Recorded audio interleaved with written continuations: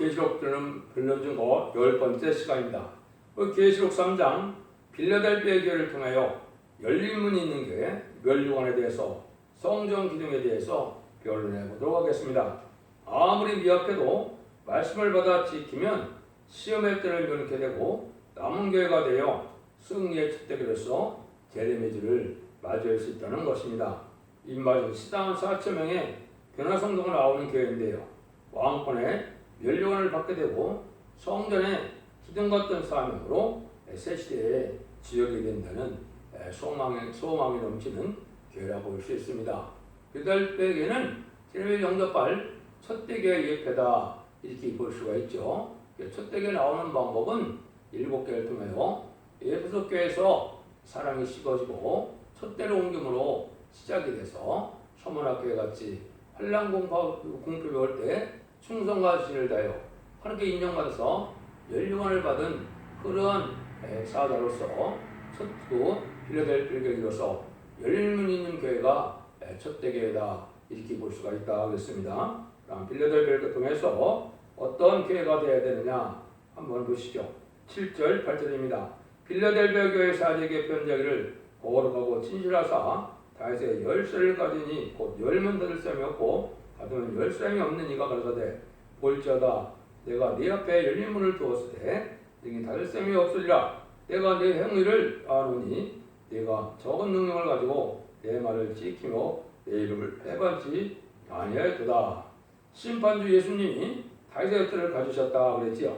다윗 왕고리는 종의 권세는 절대적인 권세 역사를 보여줬다. 그런데 열림이 있는 교회다. 이게 복된 교회겠죠. 그래서 이것은 힘을 다하여 말씀을 지키고 타협지 않는 신앙이기 때문에 하나님이 큰 역사는 없어도 열림을 두어서 잠잠히 사랑하는 하나님의 역사가 있는 교회다. 이걸 우리가 알 수 있는 것이다. 볼 수 있죠. 그래서 하나님은 부족하고 미약해도 말씀 하나를 바로 지켜나가기를 소원하면서 그거를 하고자 하는 좀 애쓰는 자를 하나님 기쁘게 여긴다.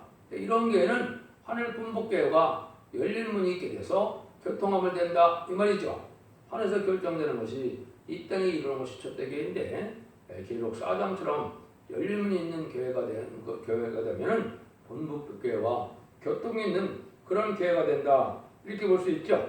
그러니까 하나님께서는 단번에 큰 능력을 줘서 역사하는 것이 아니고 참으로 그냥 견디고 나갈 만큼 은혜를 주어서 그걸 견디고 나갈 때 하나님 긍휼 속에 하나님께서 이렇게 주님께서 열린 문을 주었다 이렇게 얘기했죠. 그러니까 참으로 이게 중요한 교회가 되겠죠.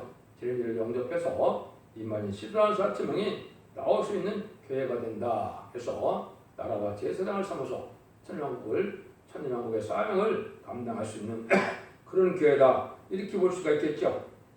그래서 말씀을 중심해서 하나님의 말씀을 떠는 마음으로 말씀을 지켜 행하고자 힘쓸 때 하나님의 긍휼이 임해서 이렇게 열린 문이 있으므로 하늘에서 내려온 진액이 끊임없이 내려오므로 열매를 맺을 수 있다 이 말입니다. 그래서 지금도 요한복음 15장에 보면 하나님은 농부고 나는 포도나무 너희는 가지인데 나한테 붙어 있어야 진액이 내려가서 열매를 맺게 한다 그랬죠.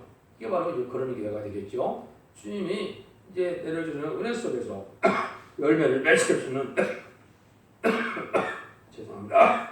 그런 일인데 적은 능력을 갖고 충성한 일을 다하고자 하는 것을 하나님이 살피기 때문에 처음부터 풍부하고 아주 형통해서 큰 능력이 보는 것이 아니라는 사실을 여러분이 아셔야 됩니다.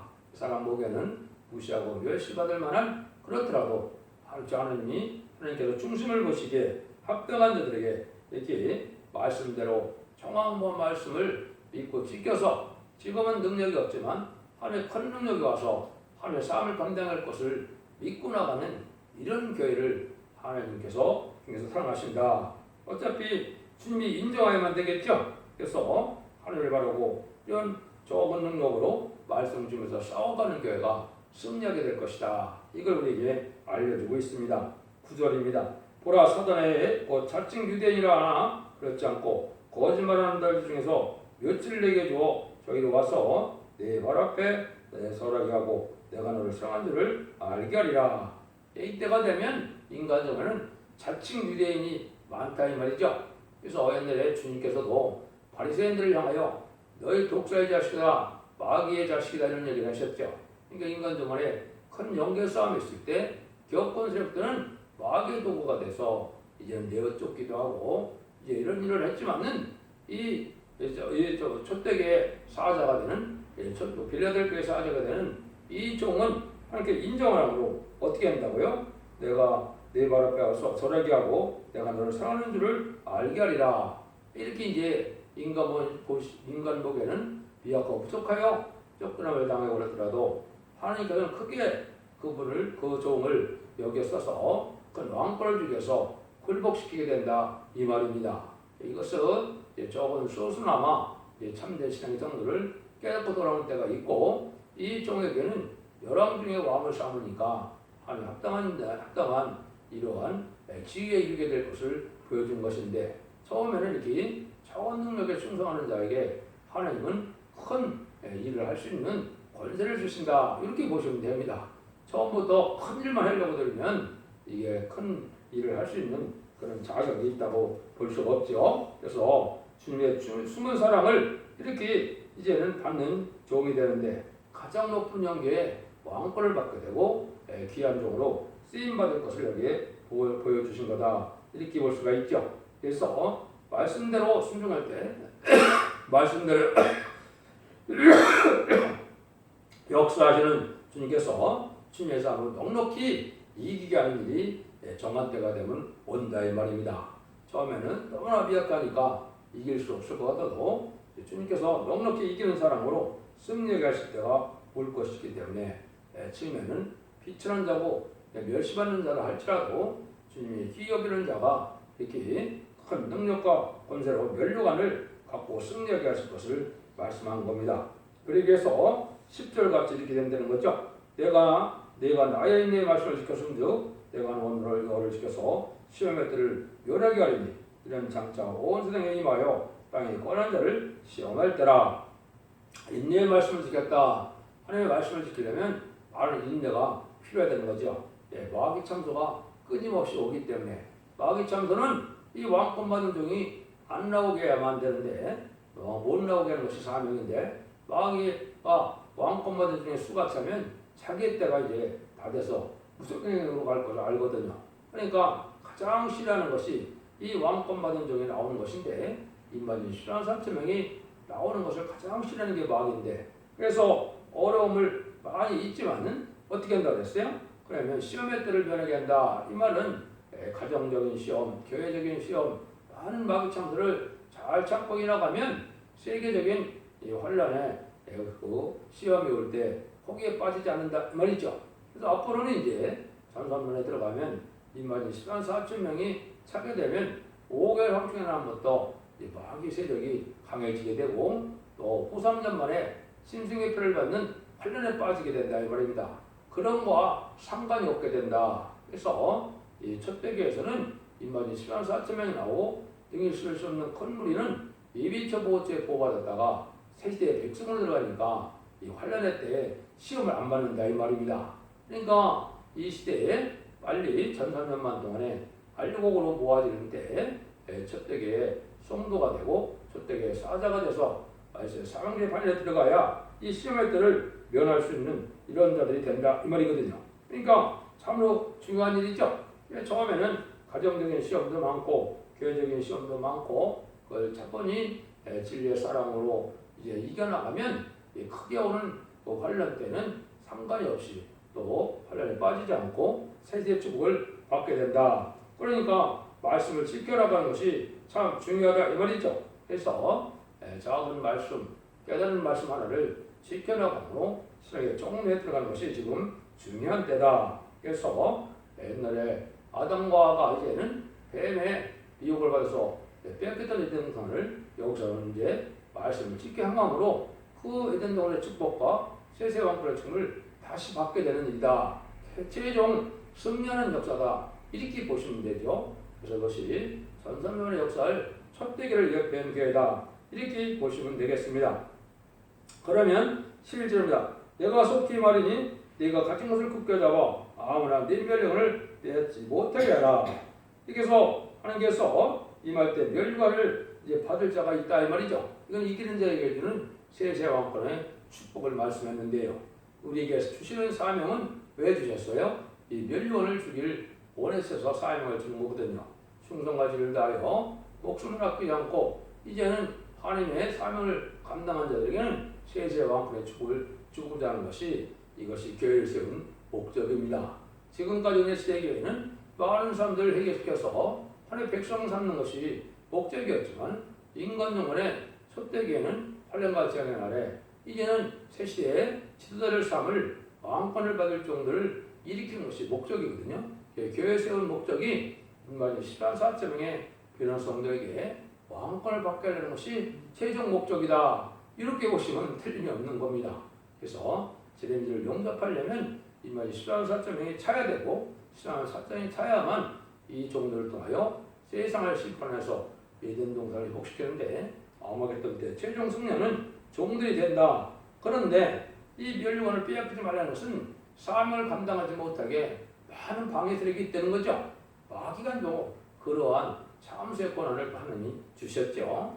마귀는 3단계로 마귀의 참수의 권한이 진행되는데요. 첫 번째는 미혹하고 유혹하여 죄를 짓게 하고, 두 번째는 말씀을 과감하게 해서 하나님을 이제 마귀를 못 이기게 하고, 세 번째는 왕국 권세를 방해해서 십자가 사참이 못되게 하는 것이 이 마귀의 3대 기능이다, 3대 권한이다 이렇게 볼 수 있거든요.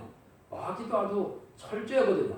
그러니까 이 마귀를 말씀으로 잘 이겨서 멸류관을 뺏기지 않다, 사명을 잘 감당해야 된다 이 말이죠. 사명을 소홀히 여고 그렇다면 이제 사명을 감당하지 못하면 멸을 빼앗기게 된다. 이걸 이제 강조한 것이죠. 그래서 예수님도 보면 마태복음 4장 1절에서 11절 사이에 보면 성령에 이끌려 마귀의 시험을 받게 됐죠. 세 번 마귀의 시험을 이는데 말씀으로 다 이겨서 어떻게 했어요? 천사가 와서 수정되는 일이 있었죠.